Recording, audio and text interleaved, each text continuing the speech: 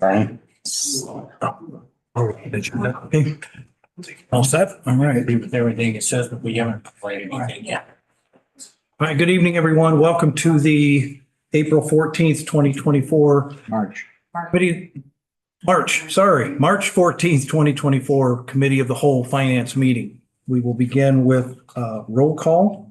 Rodney Riley is here. Ryan Curry. Here. Ryan Schneider. Here. Dave Wiltsey. Here. Ray Larson. Here. Brent Mueller. Here. Tom Wahlberg.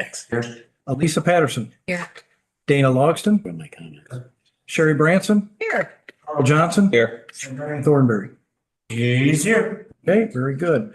4.1, I need a motion to approve the agenda. Motion by Mr. Thornberry, second. Mr. Wiltsey, any discussion on the agenda items tonight? Seeing none, all those in favor, aye. Hi. Any opposed, no. Motion carries. Thank you. 5.1, public comment. I got a couple slips up here, so we will begin with, and I've also got some letters here to read. We'll begin with Mr. Jim Beam. Jim, if you would step up to the microphone, please state your name and address for the record. And when you're finished, then you have 3 minutes, sir. Thank you, Chairman. Jim Beam, Rockford, Illinois. Full address, sir. 1423 Lundvall. Thank you, sir. I wanted to address a statement made by the Assistant State's Attorney at last Thursday's meeting that I feel was misleading and needs additional context and clarification. The statement was that it is not illegal to do steer tailing in Illinois. This could not be further from the truth and has been previously rebutted in committee, but apparently it's necessary to do it again. What was missing was the context of her statement. While the Illinois Humane Care for Animals Act does not have specific language prohibiting steer tailing like it does for cockfighting, horse tripping, and dog fighting, the reality is there is sufficient Illinois state law to bring prosecutions against steer tailing if you have the will to do so. Like most laws, not every specific illegal act is often defined in law. Instead, you have a more generalized language that can be broadly applied, as in the case with steer tailing. Section 3.01 of the act prohibits what they call cruel treatment, and that's defined as no person or owner may beat, cruelly treat, torment, starve, overwork, or otherwise abuse any animal. Also applicable is a section on owner's duties, which requires veterinary care needed to prevent suffering, and overall humane care and treatment.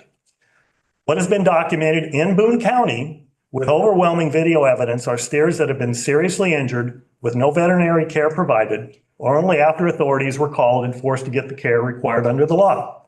These injuries included broken bone, broken legs, a broken back, broken, bleeding, degloved tails where the flesh is ripped off the bone, broken, bleeding horns.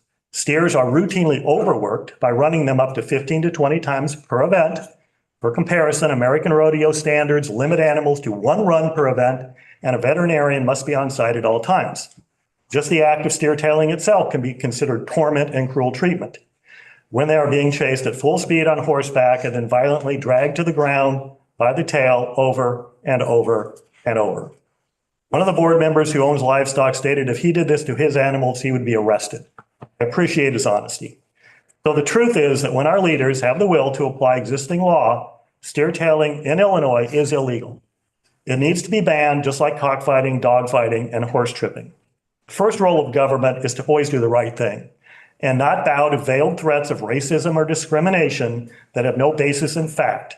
When has anyone ever been convicted of discrimination by trying to raise the standards, humane or otherwise, in their community?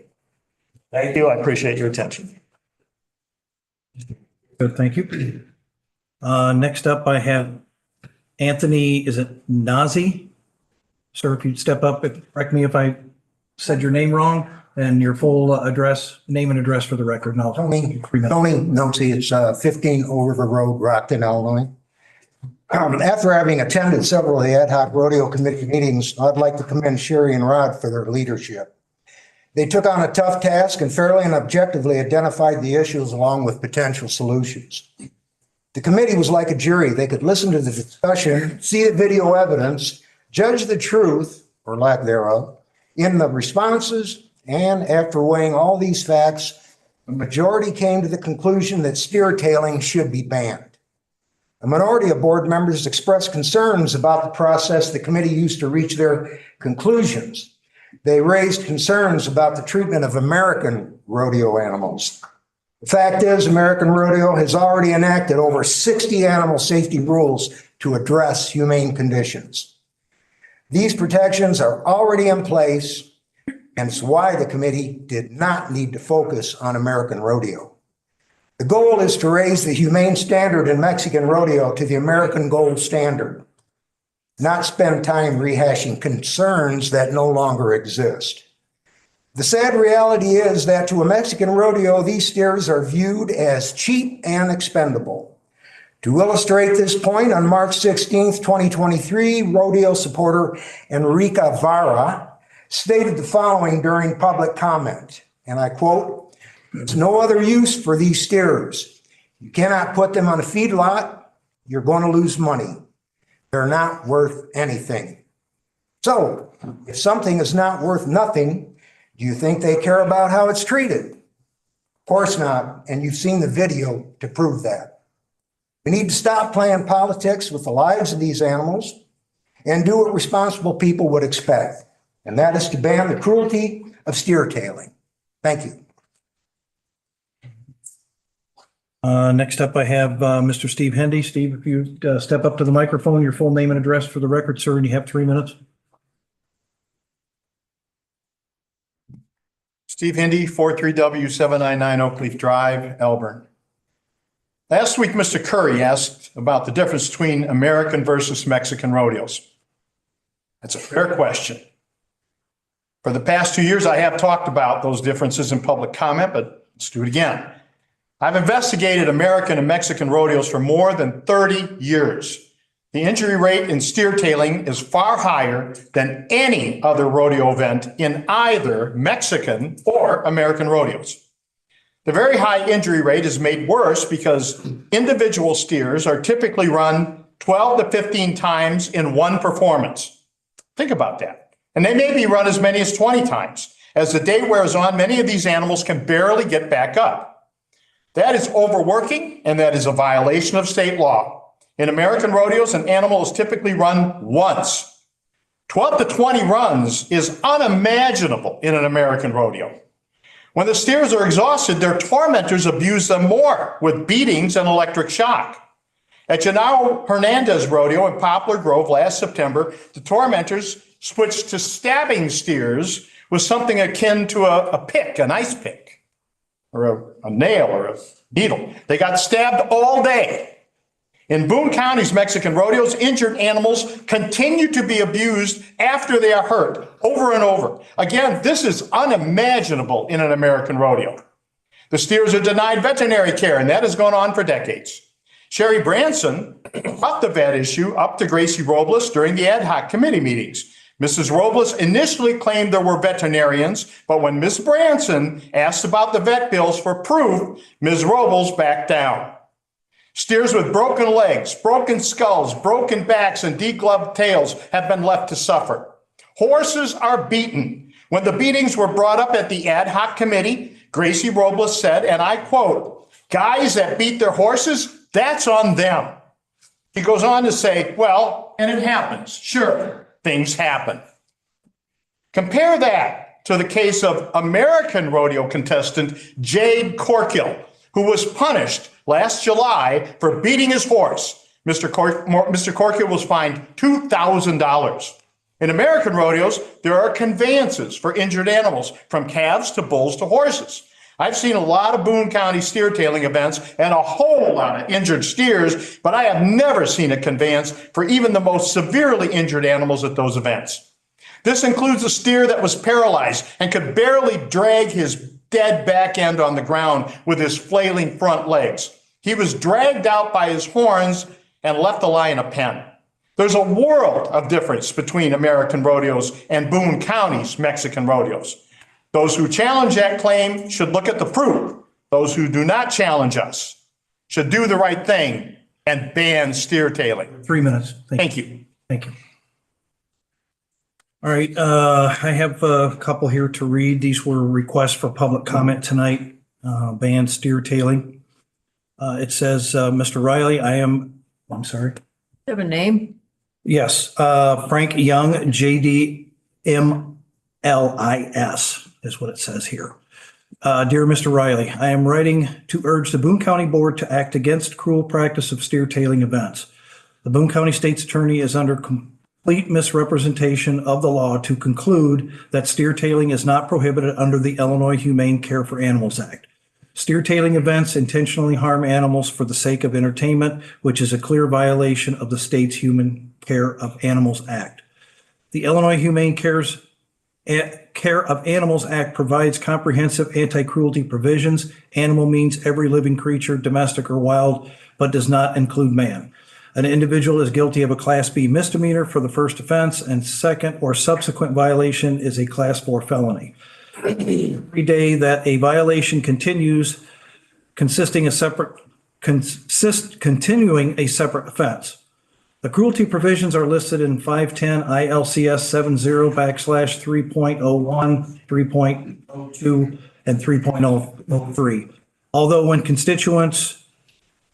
what constitutes humane care and treatment is not statutorily defined, when determining whether an animal is deprived of the same, a court will presume that common sense applies. People versus Kilpatrick. Common sense dictates that all animals are deprived of human care and treatment through the brutal act of steer tailing. Tailing events involve twisting and yanking of tails and of galloping steers, resulting in dislocation, breakage, and tearing of tail from the body. The cows sustain torn muscles and broken bones in their tails from aggressive grabbing of the riders, and even have their skin ripped from their tails, degloving, due to the excessive pulling on a cow's tails by riders during the competition. The cows are deprived of water, rest, medical treatment for injuries and they received during the event. They are repeatedly beaten with hours as traumatized and exhausted cows are continually cycled through the chute. Sorry, I had to look at make sure I wasn't going over the time here. They are repeatedly beaten with electric prods. Further, the abuse continues for up to 8 hours as traumatized and exhausted cows are continually cycled through the chute, connecting to the arena, where bloodthirsty participants await the horses for their chance to pull a cow to the ground and show off their sadistic skills. The deranged form of entertainment causes extreme pain and suffering for the animals, which is completely unnecessary and unacceptable. Therefore, I strongly recommend that the Boone County Board expressly ban these events. By doing so, we can ensure that animals are protected in such inhumane treatment and that the county and state are upholding the commitment to the welfare of animals. In best regards, Frank Young, JD MLIS. All right, the next one I have is from Terry Travis, attorney at law. To Chairman Riley, I am an attorney who teaches animal law to students in Chicago and have trained police officers statewide on animal crime investigations. I'm writing to correct an odd misconception in Boone County that steer tailing is not a violation of the Illinois Humane Care for Animals Act because it is not specifically mentioned as prohibited. As I explained to law students and police officers, there is no way to eliminate all of the prohibited acts of animal cruelty. Therefore, legislators created broad categories so that prosecutors could use to determine from the facts of each case what law was violated. In fact, I would argue that to list all of the prohibited acts would produce an absurd result if a prosecutor was confronted with an act of cruelty that was not on the list. Clearly, we could all agree that the same conduct of steer tailing, if done to golden retrievers, would be outrageous and a violation of the Illinois Humane Cares for Animals Act. It is no less illegal if done so with cows. The activity is cruel, causes serious injuries to those terrified animals, and is utterly unjustifiable. Yet nowhere in the Humane Cares for Animals Act does it say you can't chase a dog and slam it to the ground by the tail. That's because it doesn't need to be specified. People can agree that such behavior is cruel treatment and within prohibitions of Illinois law. I urge Boone County to pass an ordinance banning steer tailing and prosecute all acts of animal cruelty within the county, even animals that are not companion animals. Sherry Travis, attorney at law. The next one I have here for public comment. This is from Alexis Gonzalez, JD candidate class of 2025, DePaul University. She has an address here is listed as 1208 Whispering Hills Court, apartment 2B, Naperville, Illinois. Dear Mr. Riley, it has come to my attention that recently that Boone County State's Attorney has publicly stated that steer tailing is permitted under the Humane Care for Animals Act. This is simply untrue. Section 3.01A is clear. No person or owner may beat, cruelly treat, torment, starve, overwork, or otherwise abuse any animal. Steer tailing is when a mounted cowboy grasps a steer by the tail and forces the steer down. It is cruel and abusive to the animal because it causes great pain and risks injury to it. I implore you to take a stand against it. Thank you, Alexis Gonzalez. I have. That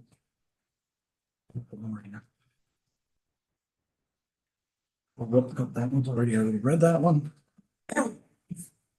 Okay, here's another one. Okay, this is from Kevin Chambers, Tulsa, Oklahoma. To Boone County Board Chairman Rodney Riley, please read it. Public comment, March 14th meeting. I live in Oklahoma where we know something about raising cattle. I've seen the steer tailing events in Boone County on the internet, and I can hardly express how disgusted I am with the obvious abuse of these animals. I grew up on a farm. When working cattle of any sort, you want to work slow and steady. Pushing cattle at a quick pace stresses them out and causes them to panic. When cattle panic, they will start running and pushing into other cattle and running them over if they trip and harming others. While working cattle in a chute, you need to take extra care to be slow and calm. The cattle could start kicking, injuring other cattle near them, or even themselves if their hooves get caught in between the bars or boards of the chute. Their horns could be too long to maneuver correctly through the chute, causing them to get their head stuck and even possibly breaking horns. Cattle aren't endurance animals. They should not be run over and over as they get exhausted quickly. Shocking them on the top of that only increases their stress. How is this even being allowed? The animals being used in steer tailing are being treated as if they are disposable, and that's just not right. We may raise them to be eaten, but they are still beings who feel fear and pain. They most definitely can suffer, and they should be treated humanely. Kevin Chambers, Tulsa, Oklahoma. Okay, and then I have one here for Marie Arnquist.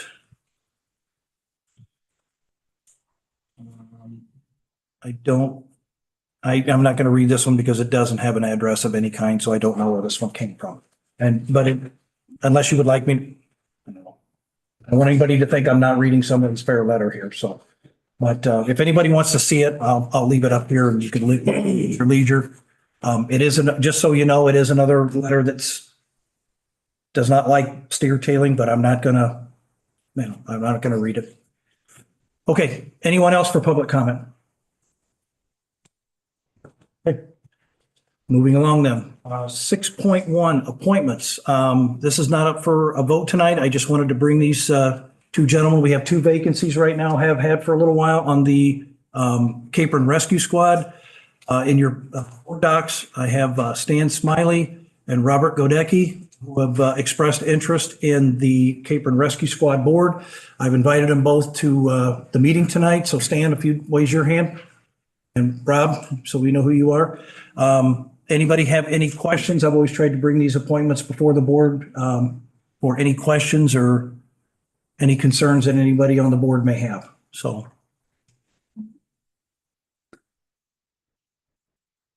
Okay, we'll move those along to, did you gentlemen want to say anything while you're here?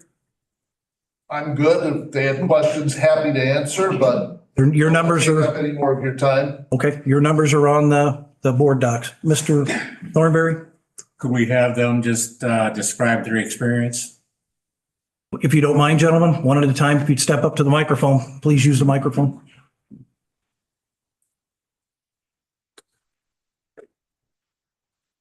Name is Robert Gedeke. I live at 6788 Manchester Road, up northern Boone County. I'm a past member of the Cape and Rescue Squad from the late 80s to early 90s, 5 years. I've also been a 4-H leader in Boone County for 17 years. So community service is something that I do like to do. So my wife and I farm up there. I did work at Dean Foods from 2000 till they shut the doors. So, has anybody got any questions for me? Anybody have anything? All right, thank you, sir. Stan, if you want to step up.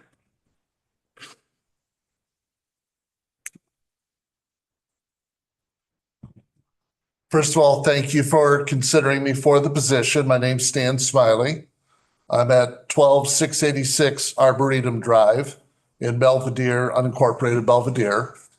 I have helped District 2, District 3, Fire District 3, Fire District 5 with some of their referendums and issues that they have had participating to help improve our EMS.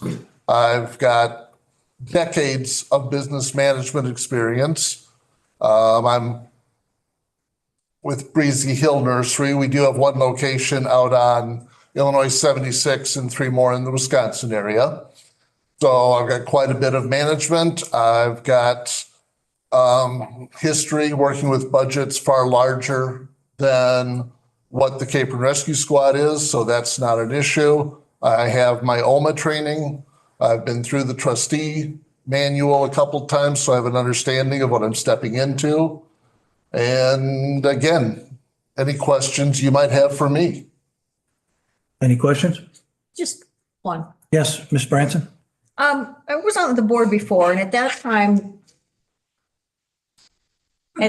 there was quite some issues, like squabbling, bickering stuff with the squad and something about an ambulance problem or something up there in the northern part of the county. Is that all settled down by now? I think it's settled down. I still think there's some hard feelings. I think the fact I've worked with a number of the departments and their EMS groups to get funding and things gives me a great opportunity to be the interlocutor there, to start conversations between the rescue group and maybe get the last of that put to bed. And have they gotten to the point where they can actually work together reasonably? I know I'm kind of out of the loop because it's been a long time since It's hard for me to speak for them, but my understanding is they're moving in that direction. I still think there's probably an opportunity to do better. Okay, that's fair enough. Thank you. You're welcome. Anything else? Anybody else Again, thank you very much for the consideration. for coming tonight? Thank you for volunteering to do it. 6.2, I need a motion to approve Resolution 24-07, National Agriculture Day in support of Boone County agriculture. So move. Motion by Mr. Mueller, second by Mr. Schneider. Any discussion? Seeing none, all those in favor say aye. Any opposed, say no. Motion carries. Is someone here from Farm Bureau tonight? Would you? Oh, Anne Marie, come on up to the podium over here. I'll come over here and I'll read the resolution.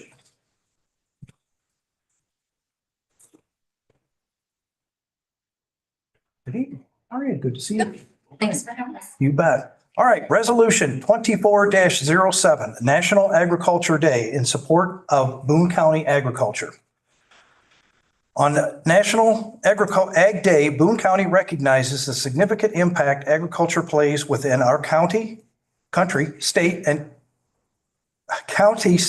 country. Agriculture in Illinois is #1 industry and employs citizens from across the state. From farm fields to urban farms, and from manufacturing of food and fiber, agriculture is essential to the daily lives of American citizens. Whereas Illinois accounts for 70,700 farms, which equates to 26,300,000 acres. Whereas 96% farms are family owned within Illinois. Whereas agriculture contributes a total of $543.1 billion in agricultural products.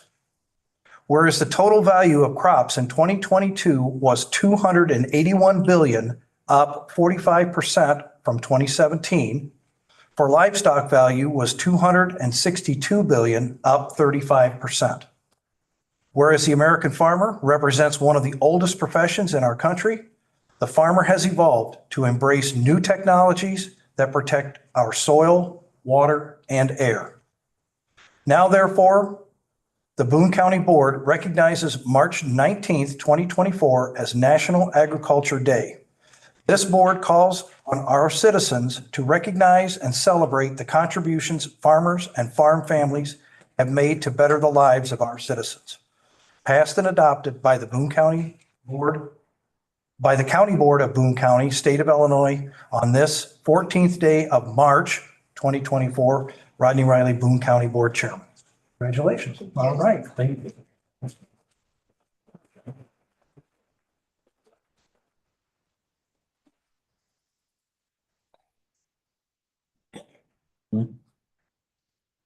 I will sign the official one and get it to you, Henry. Thank you. All right. I think I should have turned this over to you already, Brett. Sorry about that. I got a little carried away. I know. I was excited to read the proclamations. So go right ahead, please. All right, moving on to 6.3, monthly treasurer's report. Mr. Newport, please.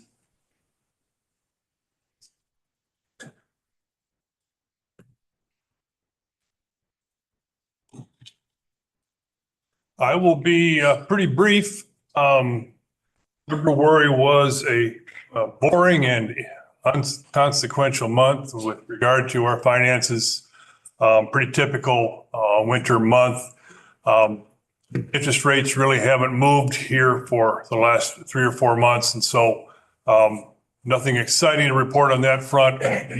Weighted average weight of our pool continues to inch upward as the older, lower rate CDs mature, and I'm able to reinvest them at higher rates.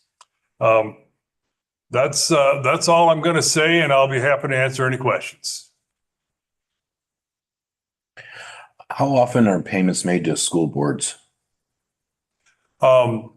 Payments are made to school districts as well as the other 40-some districts, taxing districts in the county. Typically, there are 5 property tax distributions per year. They happen on either side of the 2 property tax due dates, and then a final distribution in late October or early November. Okay. Thank you. All right.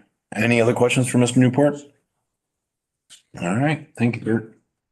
Moving on to administration monthly financial report. Ms. Tobin? Okay, you have the financial report in front of you. Revenues are holding steady, very similar to last month. Jail housing total for this year over the first 3 months is $10,425. So that was revenue that we were not anticipating, and we continue to have those prisoners. Another revenue that's really high due to all the construction right now is our Plody that we receive. We're at about 70% of what was budgeted for the year in the first 3 months. So that's another one that's higher than budgeted. As I had mentioned last month, PPRT, the personal replacement property tax, is lower, which is why you see this other taxes down 10%. That is anticipated, and it is budgeted that way. You'll see where it's budget, within budget, it's exactly where it should be. It's just because last year was so much higher that it looks like a bad number. Expenditures are right where we should be as well. We're at, we're 3 months in, so we're 25% way through this fiscal year, and we've spent a little over 5.2 million, which is right about 25%. So we're right where we should be. ARPA, we've spent just a little bit over 3 million total, and balance is still 7,326,000 plus interest. And the next report is due the end of April. Take any questions? Any questions for Ms. Tobin? Seeing none, thank you, Becky. Moving on to 7.1. Motion to approve ETSB purchasing card for Pamela Luzak. Motion? Motion by Mr. Larson, second by Mr. Schneider. Any discussion on this? Mr. Johnson? I just have a claim ignorance. What is ETSB? It's a 911. In 911. Emergency service. Okay. Yeah, 911. telephone system. Yep. Okay. Ms. Branson? I have a question, just because we've had a few of these on the, that have been on the agenda and, come back on various months. And the balances that they can have on that I've seen anywhere from $1,000 to $5,000. Do we not have a standard policy for our administration? I mean, I don't under why there's a difference. And Kurt might be able to answer this better than I could because I wasn't here when the credit card policy was put in. I believe 5,000 is the limit for each card. County board passed a credit card policy several years ago. The maximum according to the policy, the maximum per card is a $5,000 limit. Some department heads choose to limit that even more, depending on their anticipated usage of the card. There's nothing wrong with a limit that's lower than the maximum. So it's at the department head's discretion. Gotcha. I just noticed that there was from 1,000 to 5,000 is quite a difference, and I didn't make the correlation as to why. Yeah. But that makes sense. Okay. Thank you.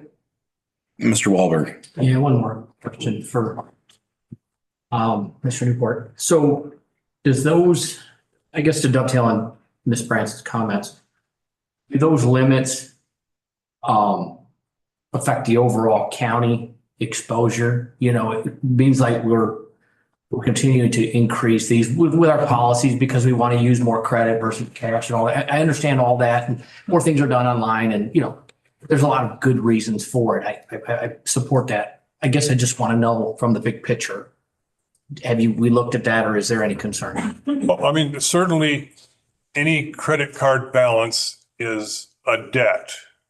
Okay, it's a liability on the books in technical terms.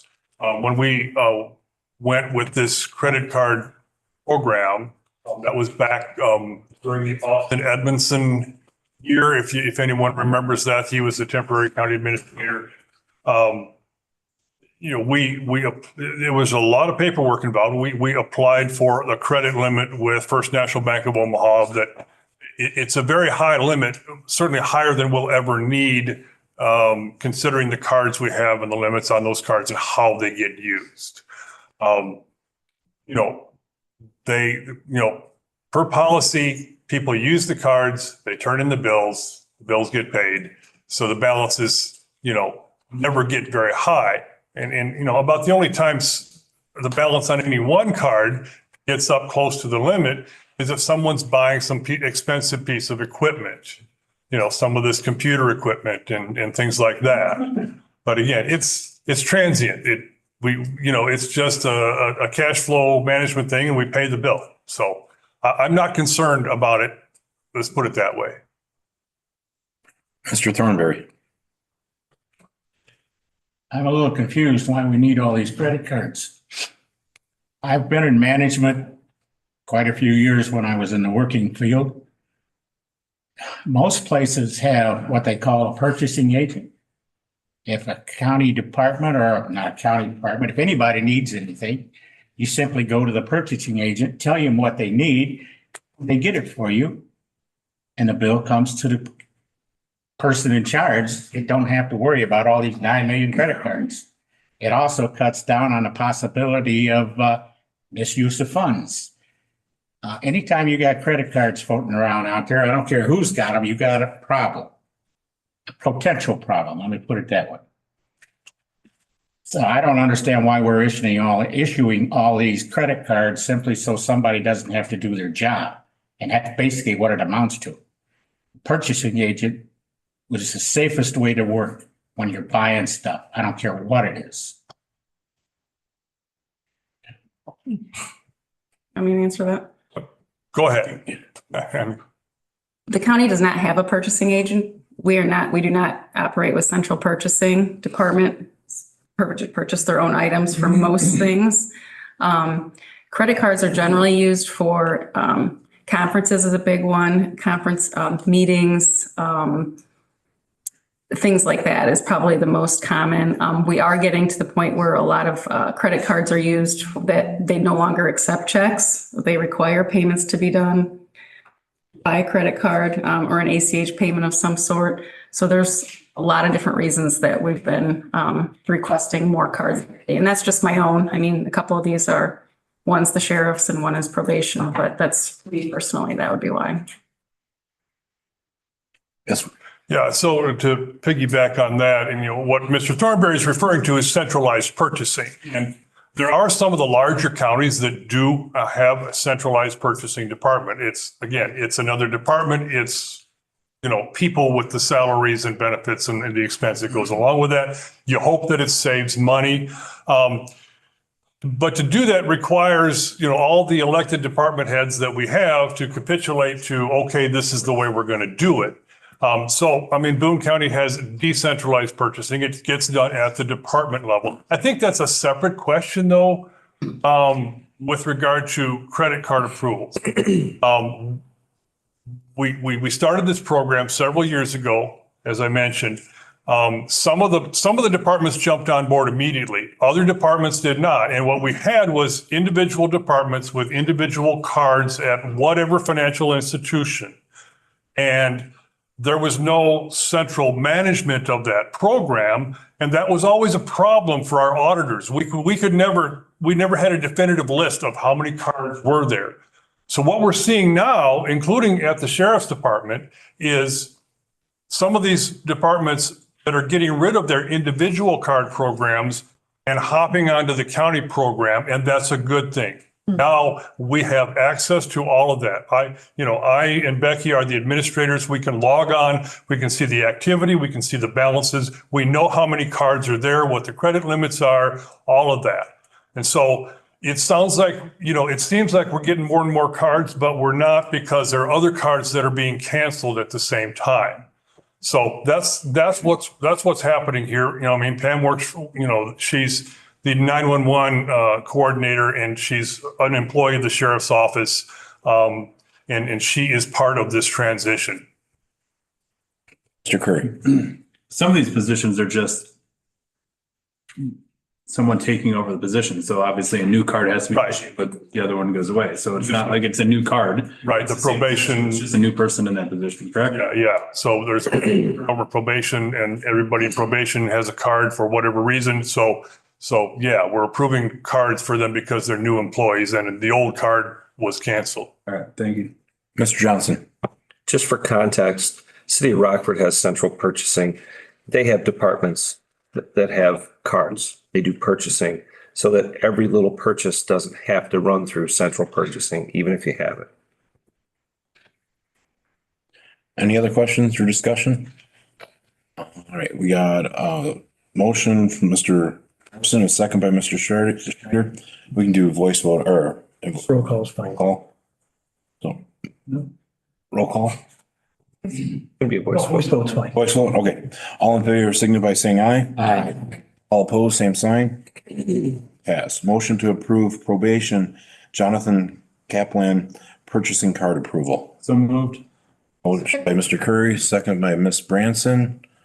All in favor, or any discussion on this? All in favor, signify by saying aye. Aye. All opposed, same sign. Motion passed. 7.3, motion to approve administration, Aaron Marshall, purchasing card approval. So moved. Second. Mr. Curry, second by Ms. Branson. Any discussion on this?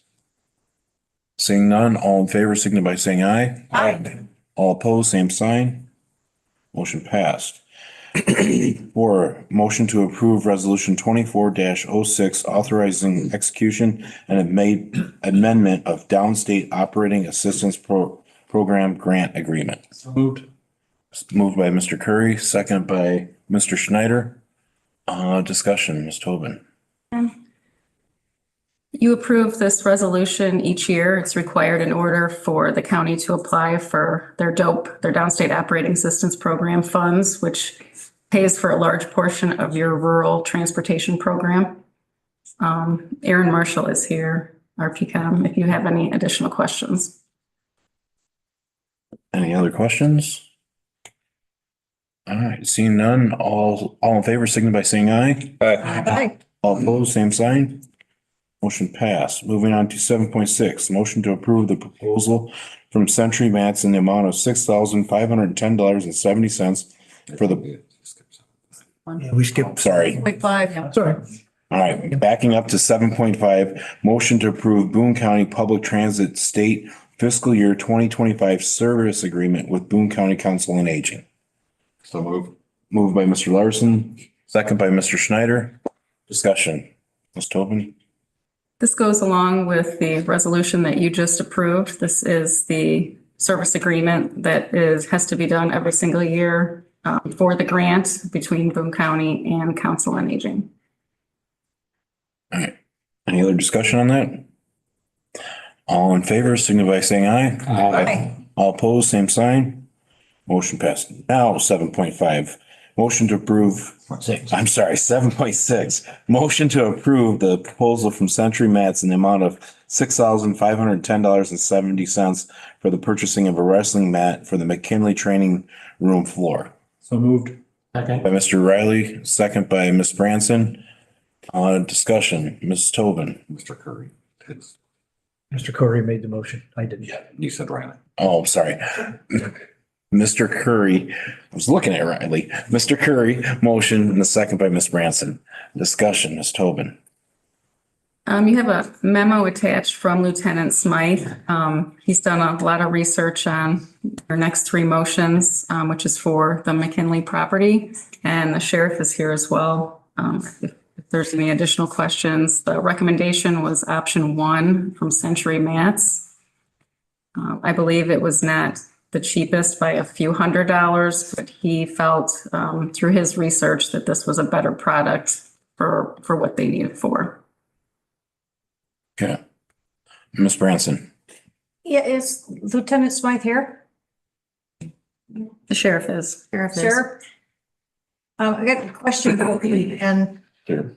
kudos to him for doing his research. I appreciate that very much. However, I have to question the use of mats in the gym because the weightlifting mats, we have a gym. Well, my husband has us home gym workout stuff at our place. And at our place, he talked about getting that kind of mat and chose not to because when the weights come down or somebody drops a weight, it cuts the mats very easily and they're expensive. And so what he did is he went out to Farm and Fleet and he bought cow mats, which are big rubber mats that are like 4 foot by 6 foot. It ends up like $2 a square foot and lined the room with that for the weightlifting stuff because that would stand up better and it's cheaper, dropping of weights and stuff. But I'm not a bodybuilder and I'm not doing the routines and stuff that you do as sheriffs, you know, for your training and stuff. I'll just stop you right there. This is not for It's not what it's. it's not for the weight room or the fitness center. This is for where we do our control tactics. So this is for our hands-on, all the mandated training we need to do, handcuffing, takedown, control tactic situations. Oh, The wrestling mat. So that's what this is for. I misunderstood this. I looked at it with all of the stuff for McKinley and thought it was for that room. And I just thought, you know, it just hold up. My apologies. That's fine. Any other discussion?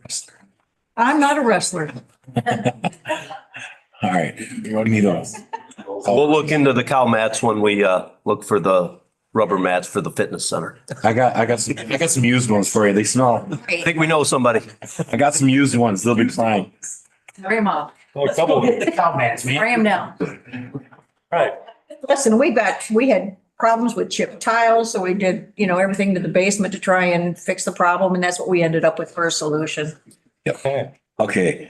So we got a motion by Mr. Curry, second by Ms. Branson. All in favor, signify by saying aye. Aye. All opposed, same sign.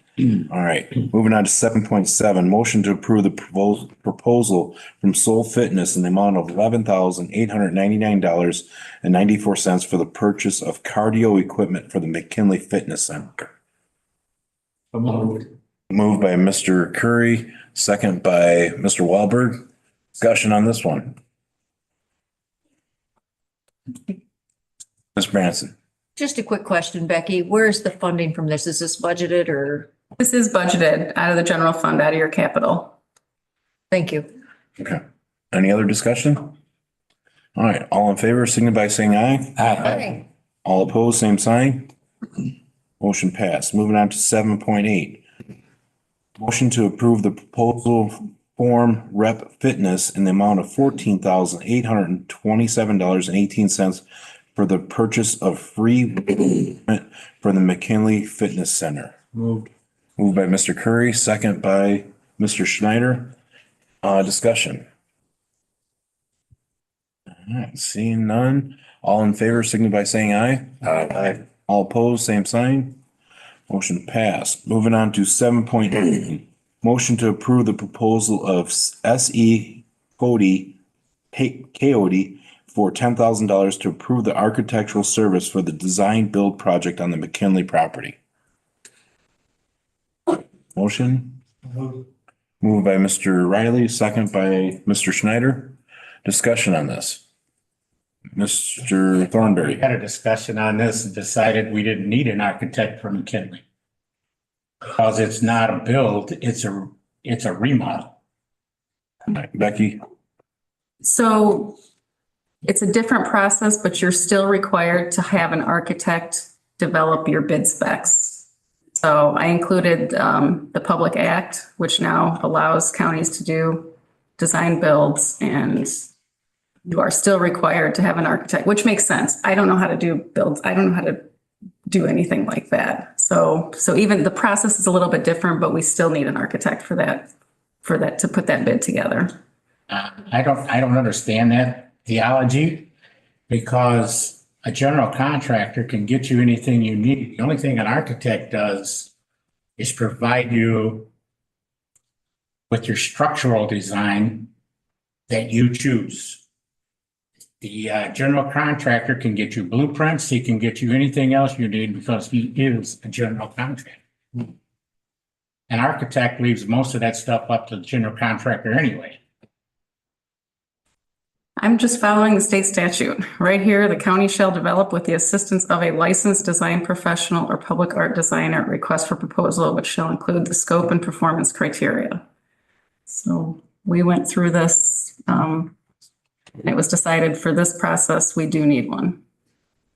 Mr. Riley? I'm sure it could be seen as another line of bureaucracy, but you can't build things inside. And I'm not a builder. I know we got people on the board that are more educated in this than I am, but I think in today's world, you have to make sure that the building is structurally, whatever needs to be done before improvements can be made. So unfortunately, I think we're behind the eight ball on this one. So. And if I could, and with the design build, I mean, they're putting our bid specs together. They're not doing elaborate drawings going to bid like an architect does for other buildings. They're just helping you with your basic specs, which you do need their expertise for. So there is a difference between what they're doing. Any other discussion? Yes, Mr. Larson. So this is gonna cost the whole $10,000, is that correct? Or could it be less? It could be less. I mean, you could approve a not to exceed. I'm hoping it's less. This is their first time doing this too. So we're just not exactly sure what all is going to be involved and how long it's going to take them. Any other discussion? Mr. Thornberry. I see a $10,000 and then I see a $14,827. What's the difference? I mean, if we're going to get it for 10,000, why do we have the 14,000? Oh, the 14,000 is for the purchase of the free weight equipment. Already did that. We already did that one. Okay. So You're awful. I was glad. We already voted on that. So is there any other discussion on 9? All right. All in favor, signify by saying aye. Aye. All opposed, same sign. Motion passed. Moving on to 7.10, motion to approve memorandum of understanding MOU between the Village of Poplar Grove and Boone County for Beaver Road improvements. So moved. Moved by Mr. Larson. Second. Second by Mr. Curry. Any discussion on this? Mr. Crone, on the line? Yes, he is. Oh, yes, okay. Okay, you want to fill us in on this, Mr. Crone? Sure. There's no cost to the county. This is something we've done in the past without a memorandum of understanding.